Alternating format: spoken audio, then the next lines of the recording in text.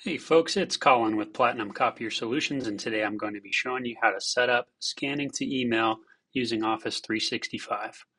So the first thing you want to do is open the Copier's webpage by typing the IP address into the address bar of your favorite web browser. If you don't have your IP address, I have a video linked below showing you how to get that information. First thing we want to do here is log in, so tap the login button. The default password is admin, A-D-M-I-N.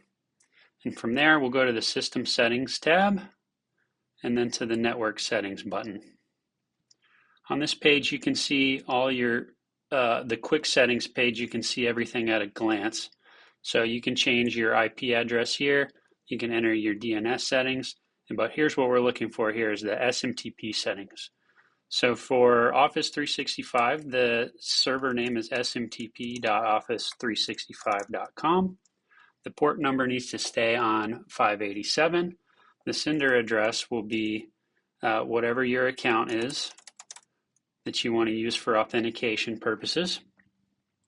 Go ahead and check this SSL button. Change the authentication method to SMTP authentication. And then we'll put this same account here into the authentication method and that account's password here. So this is what your settings will look like. As long as this account is valid, these settings will work. You can also set up LDAP here if you want to use LDAP for Active Directory searching at the Copier touchscreen. But click Submit when you're finished.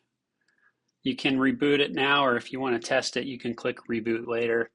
And presuming all of these settings are correct, when you execute this connection test, you should see a successful connection. But that's all there is to it. Thanks for watching.